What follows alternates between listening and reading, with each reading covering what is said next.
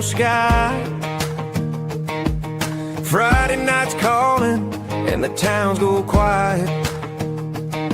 From Doug Shaw Memorial to John McKissick Field, Carolina football, it's the heart we feel. Pickup trucks line up, tailgates in a row, Hot Stadium's rocking, Abbeville's ready to go. The Sumter Gamecocks charge, Gaffney's standing tall, every small town's dreaming beneath the lights of fall. Four-quarter Friday, where the heart beats pound, Carolina shuts down every town. From the first snap to the final play, we're living for the glory of a four-quarter Friday.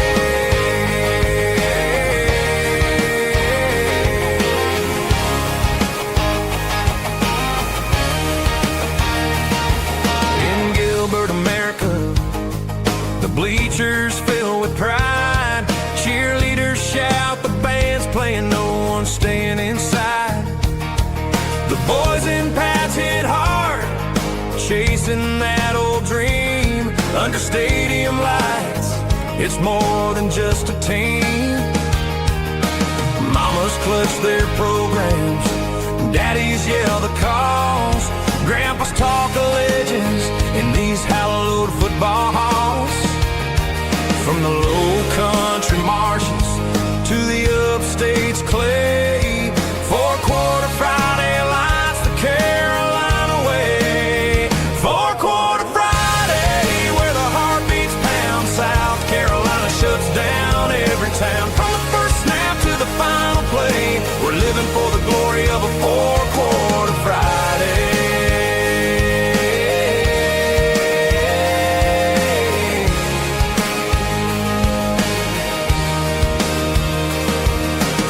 Shaw's roar to McKissick's sacred ground. Hot Stadium's fire, you can feel the sound.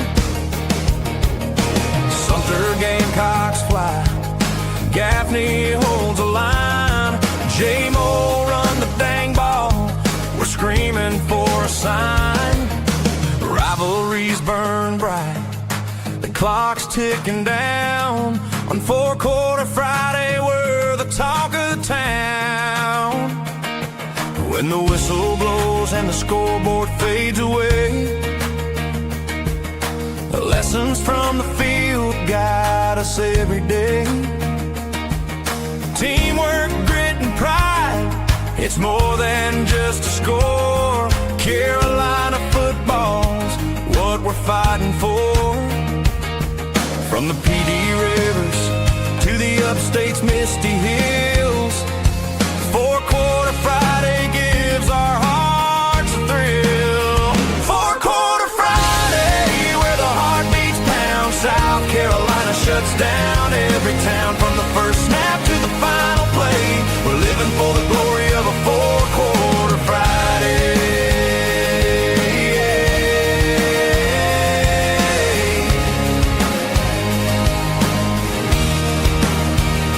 So here's to the Palmetto boys, giving it their all on a four-quarter Friday. South Carolina stands tall.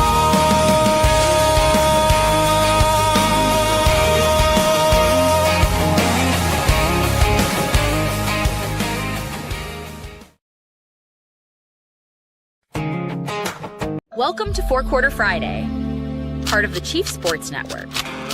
Talking South Carolina high school sports every Friday morning, and proudly presented by the South Carolina Athletic Coaches Association. With weekly appearances from coaches, players, and media around the state. Let's go!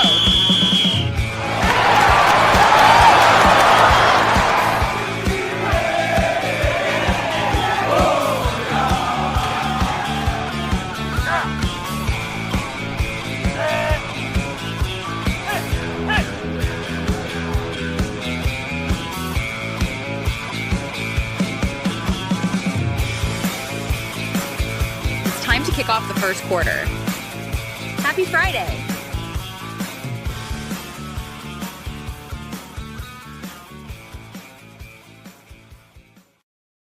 We will be your guides today as we celebrate all of the state champions being crowned here in the month of May. More than any other month on the calendar, we get state championships in May.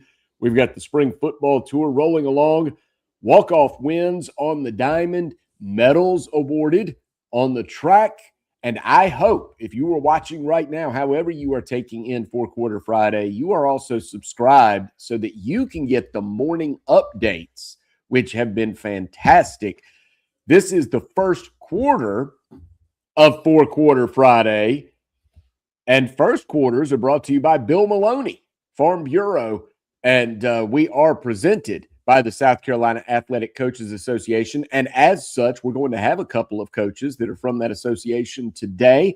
Chris Fryland, a legend in girls soccer, going for yet another state championship in his final season on the pitch.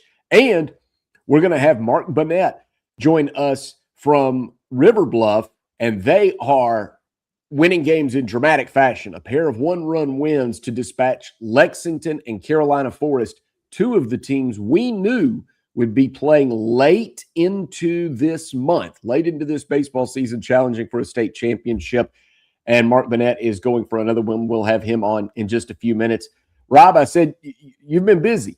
You've been so busy. So it's football, it's track, it's soccer. You're covering it all, and you're doing it with our updates, trying to keep it all straight. So that makes May such an exciting time of year for everybody, because every time you check out our X or anything, we're retweeting a new state champion somewhere. Yeah, no doubt about it. And those morning minutes are just a snippet, Smitty, because we get to come on here on Friday and really break it down. A minute isn't enough time. At some point, we're going to have to expand this thing and do some more shows. But there are so many things happening. You mentioned the track. We talked this morning, Blythewood girls winning their fourth in a row, just absolutely dominant for the Bengals. Did some highlights there with the Burns boys team, as their 4x1 relay team is made up of all football stars who you will see in the fall. And Chu Harris, the receiver who's getting a lot of attention, wins the 100 and 200 individual. But in 4A, Smitty, a lot going on over there at Richland Northeast yesterday as the 4A championships happened. And, a couple of things jumped out to me. Grayson Edwards at AC Flores set a record in the 3200. She was right there, 5 minutes flat, or 5:05 in the 1600, finishing second.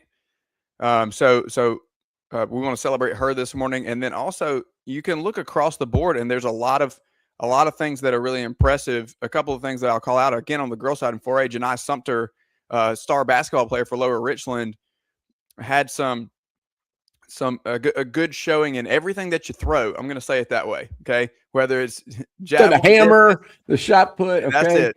Javelin, discus, shot put, all of them. She shows up. She shows up on the board there. And then a name, Smitty, that I think football fans will love to hear as well, as Amari Patterson, wide receiver at Bluffton, shows up there, not winning it, but a 21.57 in the 200. So that's one for sure that everybody will care about as his recruitment continues to rage on. But yeah, we had golf state championships this week. Will Ruth went for a three-peat at Dorman. The kid from TL Hannah, Eric Erlenkauser, goes back to back to finish his career. Who was it? River Bluff. We're talking River Bluff today. Back to back in the 5A Division II on the golf course. Greenville needs an extra hole to win it in Division I. A lot of stuff happening. Richland Northeast hired DeMarcus Simons as the new football coach this week. It is crazy out there, Smitty. I know. It is May, and we can't keep our heads on straight. No, May's hard. We'll try to settle in. We'll try to review May in June and July, because so much is happening. Go back and celebrate these champions. But one thing they do in college athletics is the Commissioner's Cup, and Stanford often wins it. You have schools, universities at the collegiate level that are really good across multiple sports. And of course, obviously football, men's basketball are going to get most of the headlines, and it's easy to keep up with who's winning, maybe the women's basketball championship in the College World Series and those things. But then across all sports, Stanford really excels. They have men's volleyball and some other things that everybody doesn't have. But my point that I'm bringing up is I'm hearing River Bluff a lot. I'm hearing AC Flora a whole lot as they advance in the playoffs. So I wonder, maybe we'll do our own Commissioner's Cup here and try to keep up with all of the sports and try to create a system. But I'm just pointing out, it seems like there are a few schools that are on runs right now across multiple sports. River Bluff certainly one of them. And I think good things are happening at AC Flora. Dorman, of course. We're hearing a lot of the same schools kind of bubble up every now and then. They're having a really good run of athletes. Yeah, no doubt about it, Smitty. I think that it can be a daunting task to look across all of athletics in the state of South Carolina, but we are here every week with the purpose of celebrating that, right? And doing what you just said, which is digging in and figuring out kind of who is bubbling up to the top, and then where are the stories right under the surface that need to be celebrated. There is going to be all of that and more at fourquarterfriday.com, which launches later this month in partnership with On3 and Rivals. And we are excited to not just be with you on Friday mornings and for morning minutes each day, but to give you a full site to have great coverage, but also to have engagement as fans and players and coaches of all these teams that we're talking about, Smitty. It's been a fun week to get out there and to see some of the playoff action, and also to see a lot of football spring stuff going on as well. So yeah, River Bluff is a team that we definitely have talked about. I agree that Dorman is another one. We've seen them in multiple sports, and if we begin to peel back and go down a couple of levels, you're going to see some other teams that continue to rise. I know that you are going to give us a baseball update later on and kind of work our way through some of the highlights there. And I think you'll see some names there, in whether it's in Class A, 2A, 3A, that really stick out to me as well, that we maybe have seen through the winter sports and on into the spring as well. All right. So when we come back, so our first quarter, again, we want to mention, is brought to you by Bill Maloney, Farm Bureau Insurance. Thank you to Bill for bringing us the first quarter. In our second quarter, we're going to be joined by Mark Bonnette, the head coach for River Bluff Baseball. And here's what their week has been like. First, they knock off Lexington, 12-11. Okay? Dramatic, come from behind win, 12-11. Then they beat Carolina Forest, one of the teams everybody anticipated playing deep into May. River Bluff trails Carolina Forest 2-1 going into the final inning. Comes from behind. Leo Zambrano gets the go-ahead RBI, top of the seventh. They go on top 3-2. Now River Bluff, and that's great. Well, there's no time to rest. Now you need to beat Sumter tonight and tomorrow if you want to advance. That's how we knew the baseball playoffs would happen fast. This is how fast it happens. So we'll take a moment here and come back with Mark Bonnette. He is the head coach for River Bluff High School. He's already got a state championship. He is a legend in the making in our state. And we'll check in on all the players that he's got, how he's setting up his pitching, and maybe talk a little bit about the Gamecocks coaching job, because Mark Bonnette is really plugged into the state of South Carolina. He travels around and plays in these tournaments. You and I both saw him at the Midlands tournament there with AC Flora. And so he travels around. He's plugged into the travel ball scene and everything. And I'm curious his thoughts on what kind of fit is right for South Carolina Gamecock baseball and how they can get back to recruiting this state and landing some of the big-time recruits that come out of this state at South Carolina. So we'll talk to Mark Bonnette about all of that and more when we come back. It's the second quarter coming up on Four Quarter Friday next. Check the statewide high school scoreboard every Friday night on the Chief Sports app.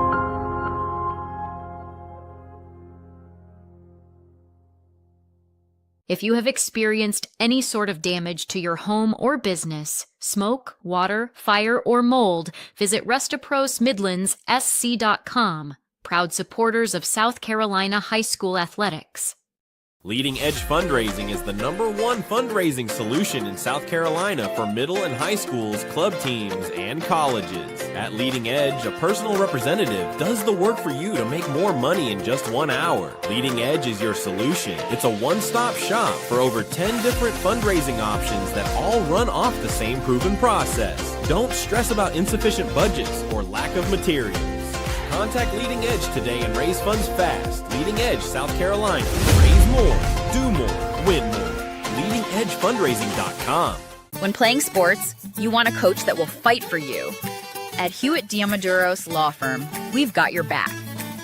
Whether it's personal injury, insurance disputes, negligence, or wrongful death, our team delivers exceptional legal services that makes meaningful difference in the lives of the individuals and families we work for.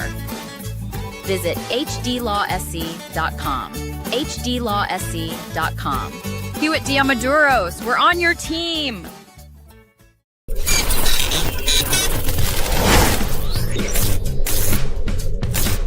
Palm Casual Outdoor Patio Furniture proudly supports high school athletics across South Carolina. If it's time to make your outdoor space the best it can be, with lifetime warranties and guarantees, visit one of our Palm Casual stores in Myrtle Beach, Bluffton, Somerville, or Mount Pleasant. PalmCasual.com. PalmCasual.com. Turn on the lights. It's Friday night.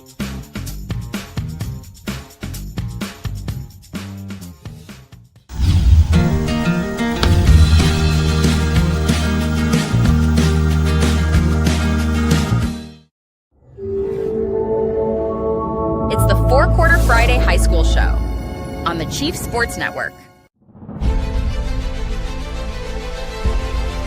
Proudly covering high school athletics across the state of South Carolina with accurate, trusted analysis, in-depth interviews with coaches, media, and players, and quality information. Every Friday at 9 a.m. We're here for you. Proud partner of the South Carolina Athletic Coaches Association.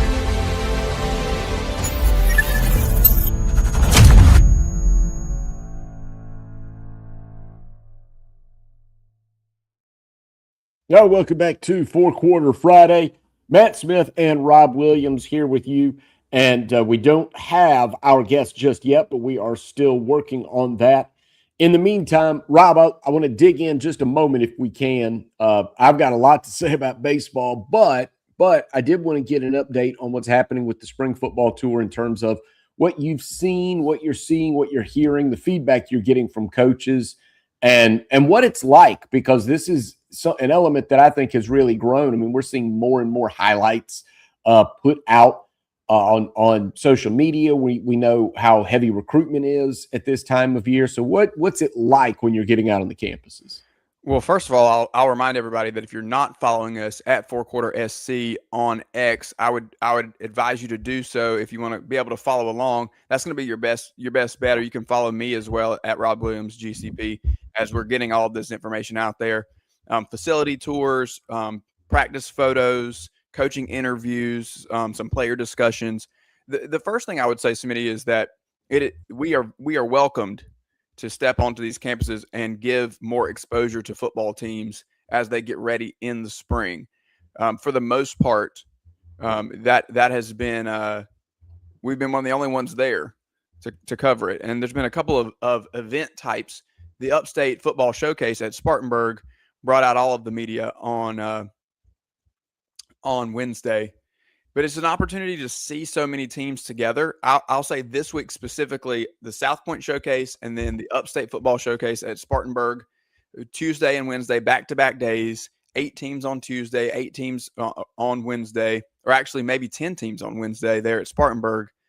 It brings out a large group of college coaches, because it's an opportunity for them to see so many teams in one setting. And that's the purpose, Smitty. That's the purpose, is to get these college coaches out so they're not having to drop in at a lot of individual stops. They can go to one location and they can stand in the middle of the field. They can make their notes. They can chat with people on the sidelines. They can grab coaches and talk to them, grab players and talk to them. So one of the things that I'm able to pick up on is what the level of talent is that each team kind of has that we're going to see. It's an easy kind of eye test to put guys back to back. I'm also able to see a lot of these guys get their first college offers.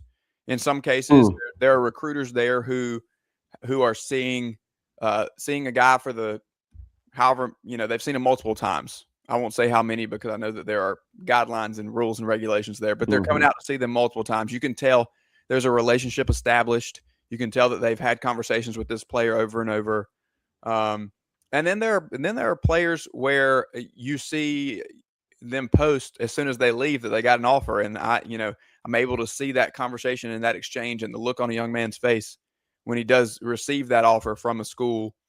And a couple of times, Smitty, I've been able to stand with college recruiters and help identify talent. Even just say, "Hey, have you seen this guy over here? You've seen this guy, right? Yeah. Kind of who is that? Do you know who that is? No, I don't know who that is, but I noticed him too, and I'm going to go over there and talk to him. So we need to get him. We need to get him to camp, or we need to figure out what he's doing, what he's got going on. So those are the really, really cool moments of what those events bring, is because there's so much attention. There's fans in the stands. It's open to everybody. So you kind of see media teams starting to build at the high school level. They got photographers and whatnot on the field that are doing hype videos or doing photos for websites or social media.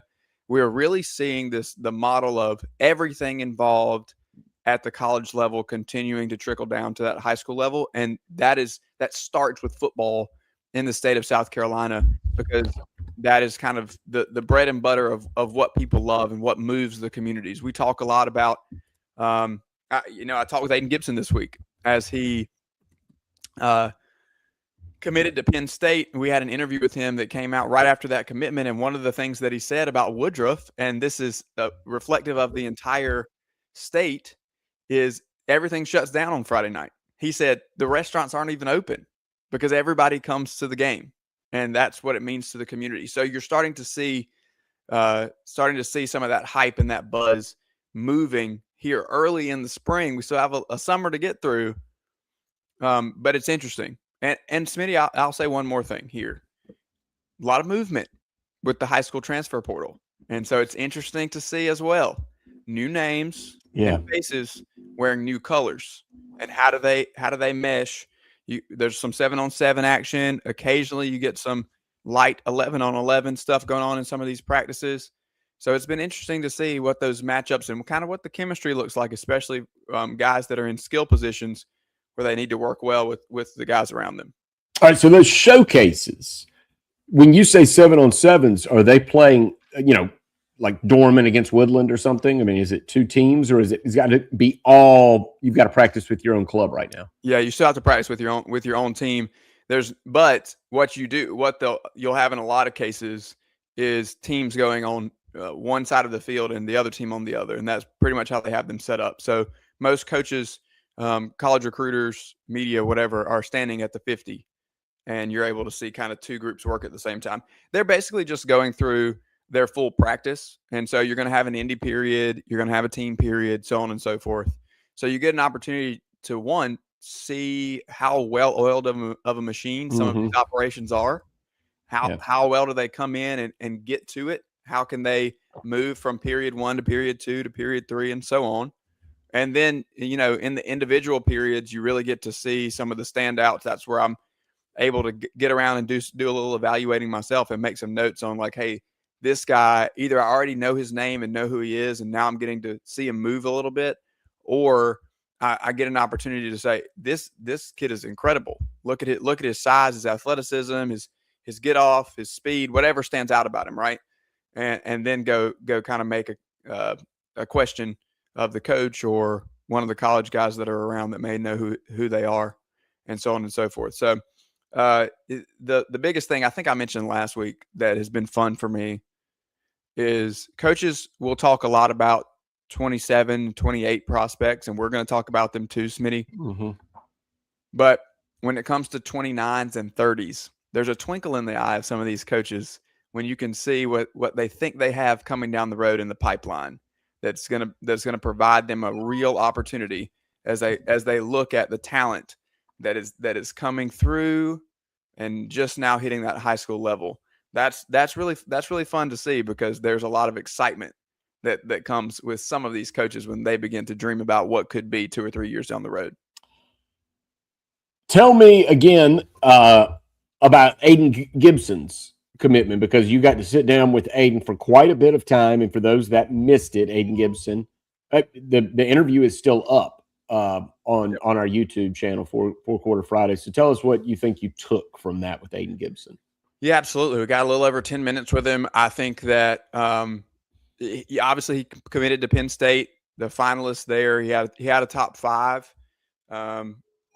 But I would say that Rutgers was a big factor there as well. For Aiden, we talked a lot about the decision to move on up to Penn State, which I think is a good decision for him from a scheme standpoint, from a coaching staff standpoint. They're hitting kind of a reset button and a refresh up there. He really loves the fact that they are going to run the ball. That's a Matt Campbell trait that you're going to see kind of in that offense, that now moving from Iowa State to Penn State, we have a little bit of a track record of what that offense looks like. And I think that really appeals to him. I also think that the cultural fit was just something that really stuck out to him. The way that the team is run by Brett Sloan at Woodruff and the culture that's been created there. We've heard this time and time again, Smitty, from coaches week in and week out, but just the development of the whole person. How is this player being developed, not just on the field, but off the field as a man? What's going on? I think that there were certain aspects of the system of developing the whole person at Penn State that really appealed to Aiden Gibson as well. So we also talked a good bit about Woodruff itself. So, we began talking about Penn State, but, for our listeners, a lot of things that you may appreciate, especially for our Woodruff viewers and listeners, is all that he had to say about that town and that community and how it has impacted him, how it has how it's raised him, how the opportunity to play there is something that he counts as a blessing, and the support that they get from the fans, the Woodruff Wolverine fans, that, like I said, everything shuts down. The entirety of the town, from restaurants to small businesses, they are financially supporting the team, and they are supporting it with their presence as well. He mentioned, families of coaches and so on and so forth that are that have invested in his life and known his family. It's just kind of that small town South Carolina, everything is knit together type of environment. We see that across the state from community to community, and I think Aiden did a good job of highlighting that. And I think that he'll be a fit for Matt Campbell up in Happy Valley.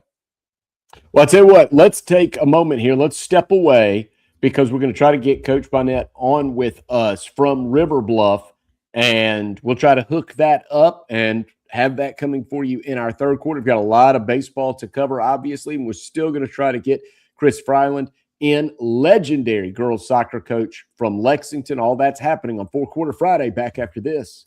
Leading Edge Fundraising is the #1 fundraising solution in South Carolina for middle and high schools, club teams, and colleges. At Leading Edge, a personal representative does the work for you to make more money in just 1 hour. Leading Edge is your solution. It's a one-stop shop for over 10 different fundraising options that all run off the same proven process. Don't stress about insufficient budgets or lack of materials. Contact Leading Edge today and raise funds fast. Leading Edge, South Carolina. Raise more, do more, win more. LeadingEdgeFundraising.com. Insurance protects you from accidents you can't see coming. Bill Maloney with South Carolina Farm Bureau can handle it all with home, auto, and life insurance options. Bill is the ultimate family man, and he'll treat you like a part of his family too. Call Bill and feel safe on the road and at home. South Carolina Farm Bureau is offering new auto rates across the state, so don't wait. Call 803-637-6246. Bill Maloney, protecting your family like it's his family.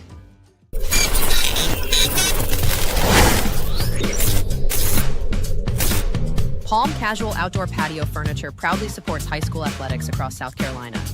If it's time to make your outdoor space the best it can be, with lifetime warranties and guarantees, visit one of our Palm Casual stores in Myrtle Beach, Bluffton, Somerville, or Mount Pleasant. PalmCasual.com. PalmCasual.com. Turn on the lights. It's Friday night.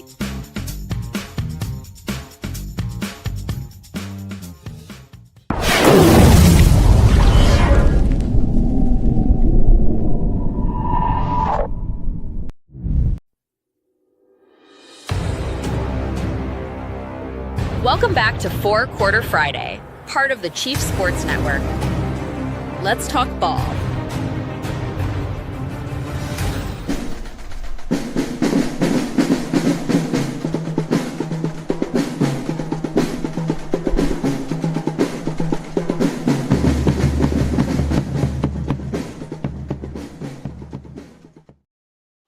Back on Four Quarter Friday, Matt Smith, Rob Williams here with you, and we're going to talk a little baseball. We're going to try to get Coach Bonnette with us from River Bluff, but let's give you a quick update. What's going on? What's been going on?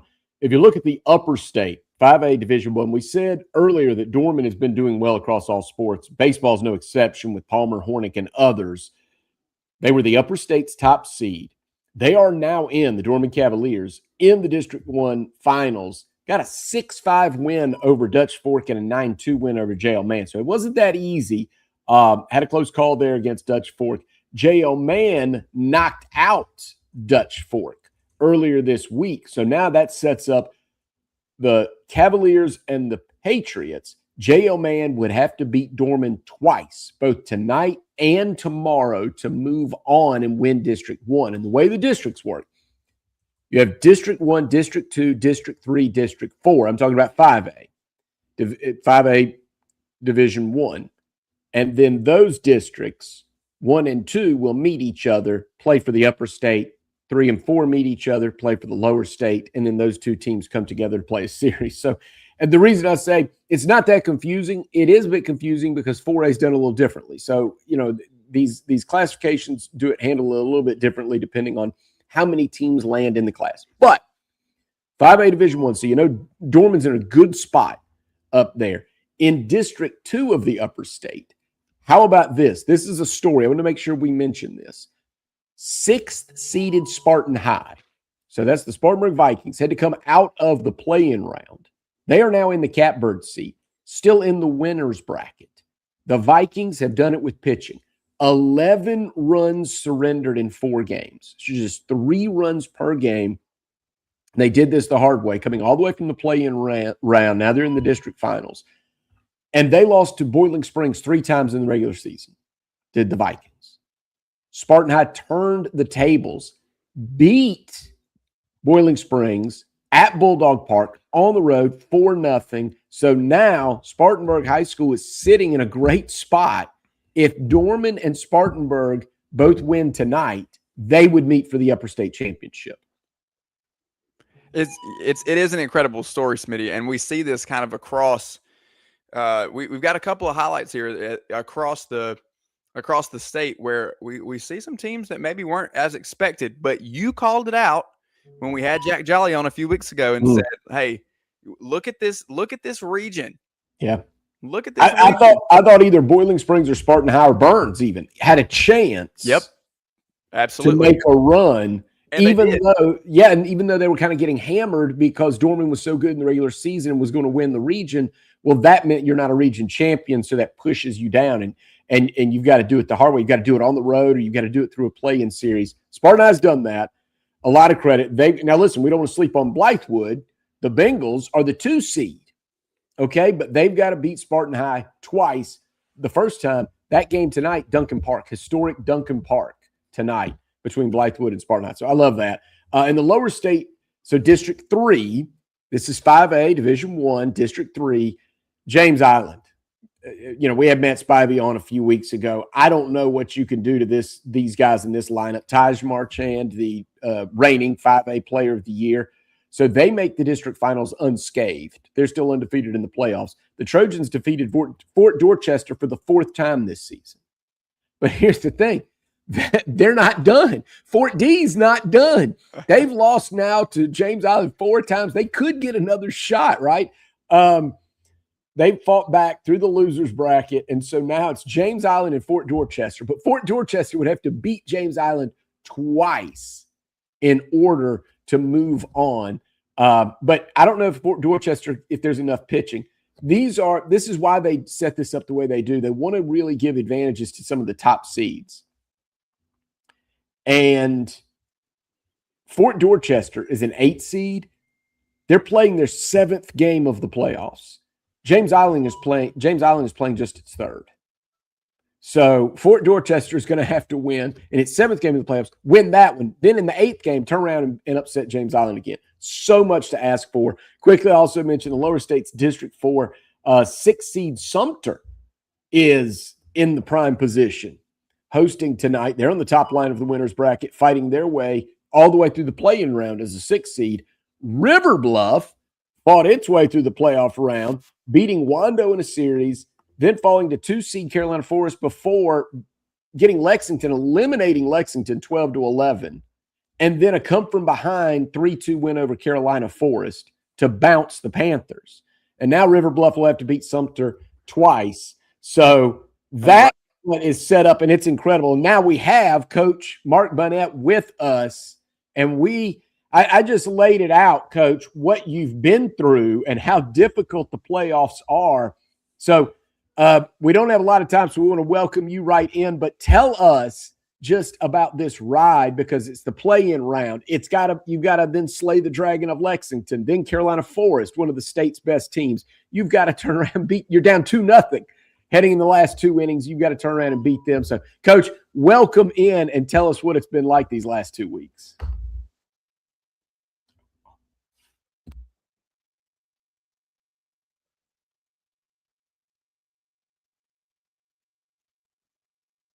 Oh, Coach, we can't hear you. Maybe let's see if you've got anything on mute. We've had trouble getting Coach on this morning, and these things can happen.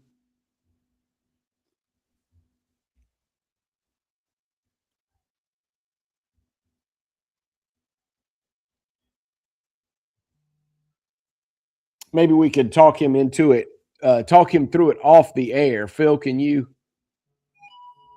see if he can reconnect for us? But I just laid that out.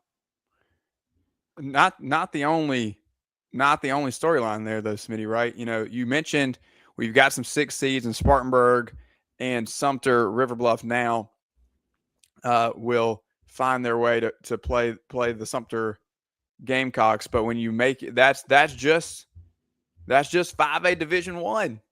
Talk about the storylines. Talk about the paths that have to be taken to get to a state championship here. We've seen it. And you mentioned these things go really fast in terms of the playoffs in baseball. They start a little bit slow, but now things have really picked up. And our guy Hal Bagwell at Indian Land, who was with us just a few weeks ago, has got his team in position as well. Absolutely. So 600 wins in his career. And Hal Bagwell has got it cooking at Indian Land.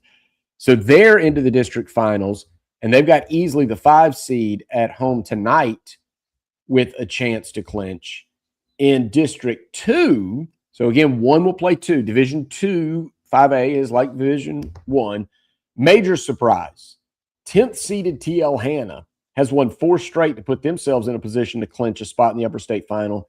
But they would have to beat Eastside tonight. But remarkable that you come into the playoffs as a 10 seed. People are probably sleeping on you. You win 4 straight, and look where you are. Also, Berkeley, the defending state champion, they're still alive in District 3, but they'll have to beat West Florence twice. And in District 4, the lower state, this is 5A Division 2, everybody knew North Myrtle was good. They're a similar position to what Spartan High was. They didn't win the region because Carolina Forest did. So they got saddled with a 10 seed, but they've won a play-in series, and they fought all their way all the way to the district finals. So, a lot of action and a lot of teams doing it the hard way. All right, we're going to try again. Let's try to bring Coach Bonnette in with us. Coach, let's see if we can hear you. Oh, we can't. Okay. Well, I'll tell you what we'll do in front of everybody. We will thank you, Coach, and we'll watch out. You gonna try again, Coach? All right. It's not working. I tell you what, we will get back in touch with you, and congratulations on your success. Good luck tonight. I know it's going to be hard. We'll get some messages back and forth, Coach, and we'll get this taken care of and get you on soon. All right. Thank you. That is Coach Bonnette, and his team is trying to fight its way into the state championships, and they have done it the hard way, as we just told you. Now, we'll take a break from baseball if we can for just a moment. Let's stay right here, and let's see if we can bring Coach Chris Fryland in, who is a legend in this state, coaching his final season in Lexington. Coach Fryland, welcome to Four Quarter Friday. I think you're enjoying your final season, right? Absolutely. Yes, sir. Can you hear me? We got you, Coach. Okay, good. We've got you, Coach. I heard, Hey, yeah, Coach Bonnette. Yeah, absolutely enjoying the final season. You better believe it. I thought so. Tell us, if you would, let's talk small picture, and then we'll get big picture and all that you've accomplished over these years. But small picture, a 2-1 win, and if the highlights I saw were right, you did that on two set pieces, like 2 free kicks, one from 30-plus yards out. So tell us about that, how much you practice that, and, in particular, who it is you trust to take those kicks. Right. Well, we were playing River Bluff for the third time. In such a big rivalry. The first time we beat them in penalty kicks. The second time it was 3-1, but it was 1-1 for a while, and so really tight. And, my coaches and I talked about how hard it is to beat a team 3 times, especially such a quality team like River Bluff. So going into the game, we knew it was going to be tight. We knew, set pieces are always huge in soccer. Statistics show that a third of all goals are scored off set pieces, free kicks, penalty kicks, things like that. So we practiced that a lot. And the first goal was about 35, 40 yards out, Emily Thomas. We knew their goalkeeper was a freshman and may have some nerves, so we wanted to put a lot of things on frame. She hit that ball. Goalkeeper came off her line a little early, went over her head, and that tied the game at 1. And then it was pretty even back and forth most of the game. And then with about 5 minutes left in the game, Adriana Dunot, who's our leading goal scorer, with 20, I'm looking at it right now, with 26 goals for her career. She has 77 goals, which is 5th all time in Lexington Girls history. And we got a free kick right at the top of the box. And Adriana, it's so funny because she practiced that thing all year long. She would spend 30 minutes after practice almost every single day. We even had to pull her out of a practice one day because her quad was hurting her so much from practicing. But she hit that one and buried it in the corner, and then we just held on the last 5 minutes. So it was a special win for us.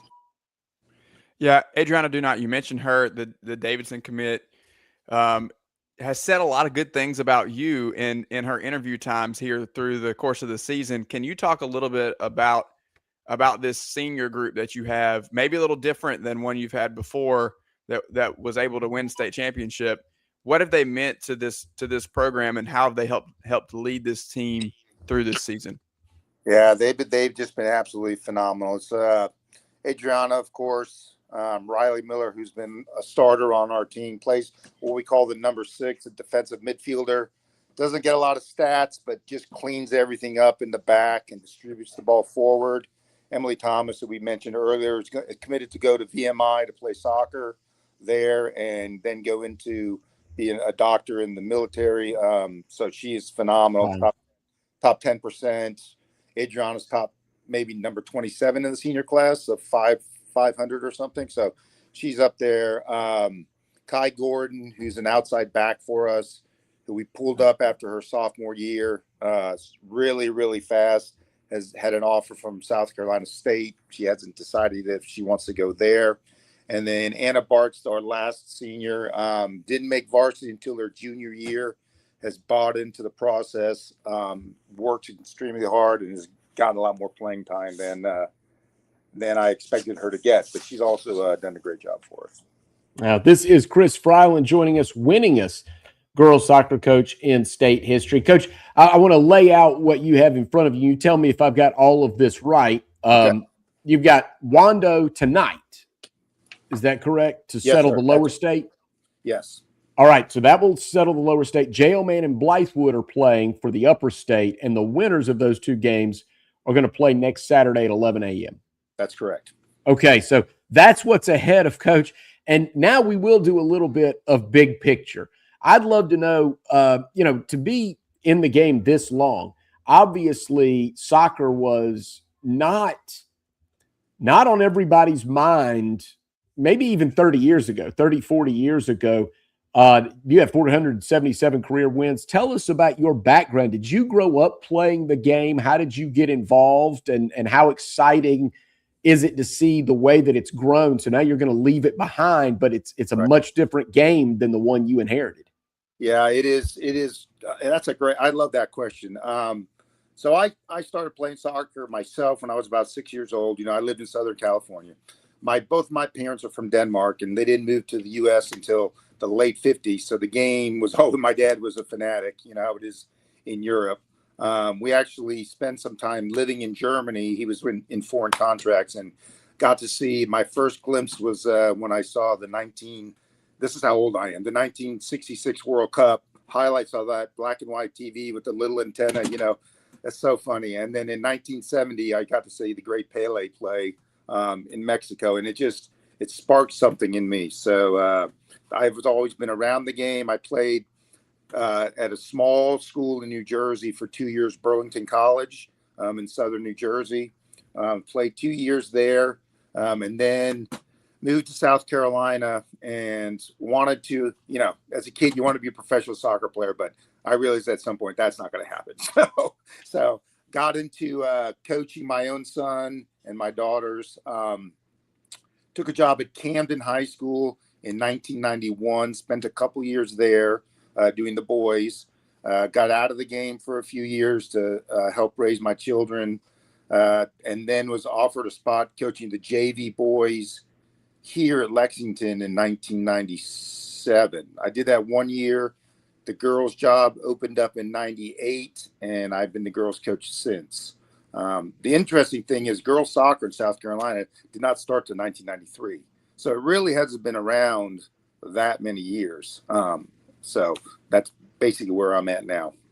Coach, talk a little bit about that on the girls' side of things. What has it been like for you to now coach on that side for so long? As you mentioned, those first few years in coaching in this area, you were coaching the boys. What do you notice as a difference, and how have you seen it grow over those years as it was so young when you first started out? Yeah, the game has totally changed, with club soccer being what it is now. It's absolutely different. When I first started coaching girls, my philosophy was if we were in better shape, we would win most games because the technical and tactical skill and ability and just, all the things now with being able to watch film and all that kind of stuff. And we break down games, we break down situations. None of that was around when I first started. So all that has changed. I'm telling you, the teams that I have now, like when we won the state championship in 2016, that team was 27 and 0, went undefeated. And the team I have this year probably would have lost to that team 5-0. That's how much this team has overachieved. It's really been remarkable. And the way the game has changed, the girls just play now basically year round. I mean, like here at the high school, I have a soccer class. So we're in there lifting weights 3 days a week, playing soccer 2 days a week, working on nutrition, fitness. We have the best strength coach in the state. And Trevor Hudson was just named Teacher of the Year here at Lexington High School, which is pretty cool for a PE teacher. And so the program here is thriving. And as my assistant coach, Sarah Moore, will take over next year as the head coach. And she actually played for me here, as did my other assistant coach, Grayson Burgess. You may have heard of her. She went to Clemson on a golf scholarship and played up there as one of the top all-time golfers in the state. So it's exciting to see those young girls come in and hopefully will continue. I'm 100% convinced they'll continue this program at Lexington. Coach, Chris, go ahead, Rob. Go ahead. I was just going to say, obviously a legend in girls soccer, and especially in this state. You mentioned that 2016 state championship team. What can you say about how that moment in your career kind of propelled you into this last decade, and how you've tried to build off of that since that pinnacle? And I think you would call that right. Obviously 27-0, maybe the best team that you've coached. Oh yeah, without a doubt, that was the best team. I mean, there was 6 girls on that team that were offered Division I scholarships. So it wasn't a lot of coaching I had to do for that team. Brooke Power went to Clemson. Megan Classer and Mary Catherine Waters went to College of Charleston. And the whole back line was just phenomenal. It was a special run. We played Jail Man in the state championship and beat them 2-1, scored the final goal, hit the crossbar, ball went in with maybe 2 minutes before we had to go to penalty kicks. And that team, that Jail Man team, had a girl, Caroline Conti, who now plays in the NWSL, the professional league here in America, and a couple other girls that are really highly ranked. So it was absolutely a special moment for us.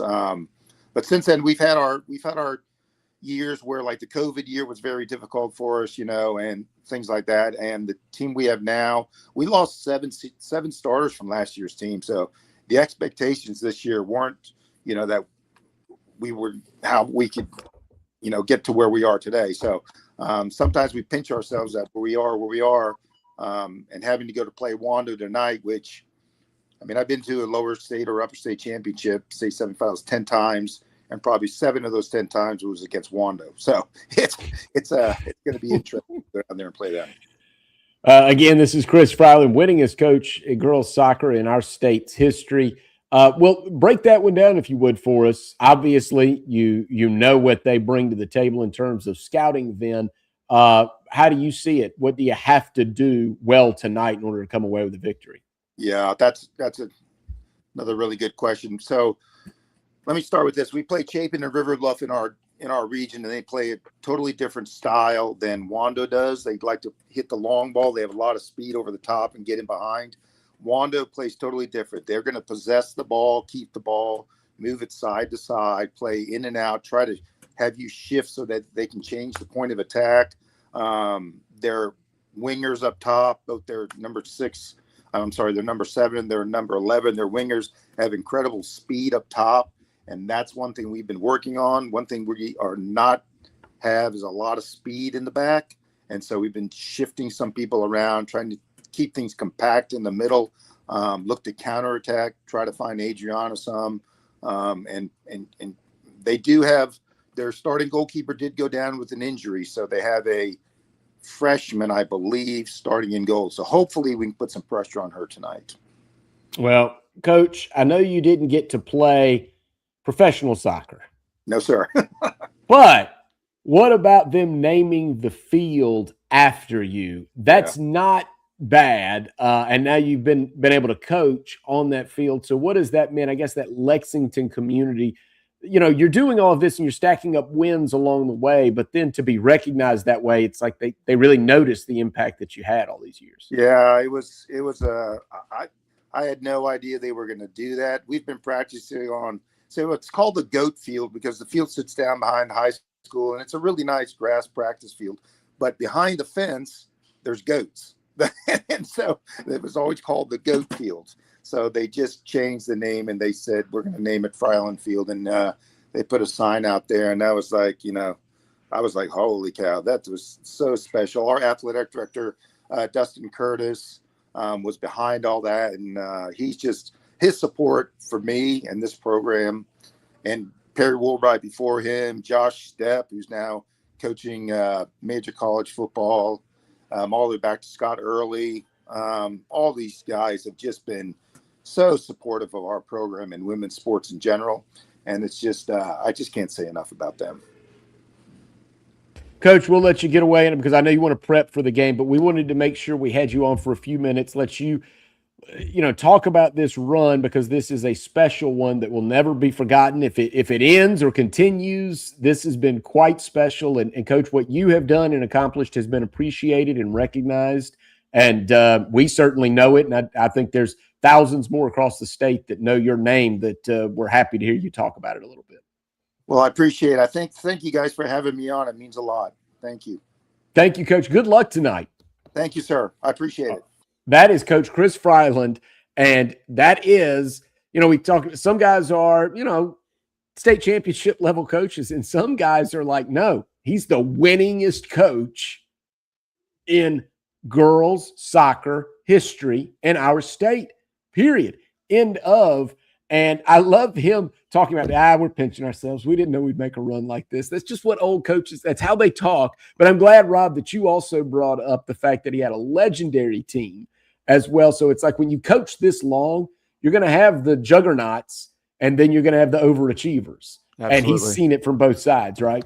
Absolutely. And I think that, to tie it back into the full state and all of the things that are happening here in May, as we've mentioned, so many championships happening. We kind of see that across the playoffs, whether it's baseball or softball, whether it's soccer or golf, tennis. There are teams that are going to continue to win as expected, and then there are teams that kind of slip up and come out of nowhere. And that's the beauty of the game, Smitty. That's the beauty of sports, is that it is always unexpected. We can sit here and make good predictions, but we can't tell you exactly what's going to happen. You got to go watch the game. Oh, I love that. And that's what – so I mentioned earlier when we were talking about baseball, and there have been – so if you were catching any of these playoff games, we're going to go over some more now. If you said, okay, I'm just going to do it. These, there's a game nearby, or I've got a friend's son is playing, or whatever the case, and you said, you know what, we're going to do it, and you go catch the game. You either saw big-time future college prospects this week across the state of South Carolina, or a walk-off win. Like there was no in between. Like that's all that was happening across our state. It was either like, well, Carson Bowman struck out 10 guys and Southside Christian wins again, or you were seeing like, oh my goodness, I can't believe I just saw that happen live. Like come from behind 12-11. And in some cases, you saw legendary coaches on the baseball field, just like Chris Fryland on the soccer pitch. You have guys like Andy Hallett, who we've had on before, 600 wins in his swan song at AC Flora. That's right. So, and we'll get to that. So let's go over some more quickly what's happening. All right. The 4A format is slightly different than 5A. There are 8 districts total. Okay. So Wren won game 1, and they've already started a series. So like A plays B, C plays D in the upper state, and then A plays B, C plays D in the lower state. And each of those are 3-game series. Okay. Wren won game 1 of its 3-game series with Fountain Inn. Why did I bring that up? That's just the 3rd loss of the year for Fountain Inn. That's the 3rd time they've lost all season. So those 2 teams, Wren and Fountain Inn, are back at it tonight in 4A, upper state, Fury Field. Fountain Inn faces elimination. They've only lost 3 games all year. Now they face elimination. That's how fast it can happen. In C versus D in the upstate, AC Flora and Camden. You just mentioned Andy Hallett, his final season with the Falcons. So AC Flora won game 1 of the series 6-0. Tyler Hernandez, that's a right-hander for AC Flora, 6 shutout innings to put AC Flora now in control of that series. The Falcons have won 12 in a row. They have outscored their playoff opponents 52-10. They're on a heater. 52-10. That's a heater. That's a heater. So AC Flora could advance if they can beat Camden again tonight. And I'll tell you this. I saw those boys yesterday. I stopped by. I actually had to run by AC Flora and got a chance to see them. And they were just as loose as it can be. They are. It should be. They are focused and ready, but they're having a good time on this run. They should be. All right. And this is so in the lower state, North Augusta versus Airport, May River versus Hartsville. So as good as AC Flora's been, how about Airport? Didn't drop a game in last year's playoffs on their way to a championship. Haven't lost one yet this year either. Okay. And they're up a game against North Augusta. They beat North Augusta, but it hasn't been easy. 3-2. They had to score 3 runs in the 6th and then hold off a North Augusta rally in the 7th to win that game. Yep. The drama has been incredible. Hartsville leads their best of 3 playoff series, 1-0 against May River. How did that game go? How about a 5-4 walk-off? Red Foxes rally 2 runs in the bottom of the 7th. Game-winning RBI from Bryce Seegers. That's what it's 3-2. It's 5-4 walk-offs. That's what we're seeing here. And I'll just go quickly through the others. Southside Christian still looks like a behemoth in 3A. They've won their playoff games 22-0, 14-0, 15-4, 17-2. So just good luck anybody beating them. If anybody could do it, maybe it's Oceanside Collegiate out of the lower part of the state. They've got Hanahan next in a winner's bracket game. 2A baseball had a lot of early upsets there, but now it's settled in. Clinton, the state's number 2 ranked team, they beat Chesapeake 10-1. They're 27-3 on the season, very much like Fountain Inn. The Red Devils get 6th seed Batesburg-Leesville in a winner's bracket game tomorrow. In the lower state, Atlantic Collegiate picked up another dominant win, 11-1 over Lake City. And in Class A, Louisville, Lakeview, and McBee, the defending champs, McBee are all still alive, but McBee was taken down 17-14 by Dixie in game 1 of their series. I guess there was a turnover and a field goal. 17-14. McBee and Lakeview met in last year's championship series. They're both strong, but McBee's on the ropes now against Dixie. That's it. Rob, any final words before you move on to Inside the Gamecocks today? Just some of those scores there, Smitty, you kind of noticed that occasionally in a high school baseball game, you're going to run into some pitching that you can knock around a little bit. So some of these runs are getting up there. You talk about a 17-4. There's a turnover and a field goal, 17-14 game. That tells me a little bit about like where we are at this point, and it's something to pay attention to. How does your pitching set up? Because on a high school team, you have to manage who you've got and who your best arms are a little differently than you do at other levels. So I'll be interested to continue to watch that. We're into some of these series that are going to take us to upper state and lower state finals. We got our eyes on softball as well, and the rest of the track finals through the weekend. Absolutely. So stay tuned at 4-Quarter SC. 4-Quarter Friday coming soon. Our thanks to Chris Fryland, all-time winningest coach in girls soccer history in the Palmetto State. Thanks to Mark Bonnette. Even though we didn't get to speak to Coach, we're going to be watching you. And hey, if you are right now, if you are inside the state of South Carolina, you're within 20 minutes, 25 minutes of a big-time playoff game this weekend. Go support it. Go be a part of the community and take it in. We will be back with more of this next week. Inside the Gamecocks, Jamie Bradford and Rob Williams is next.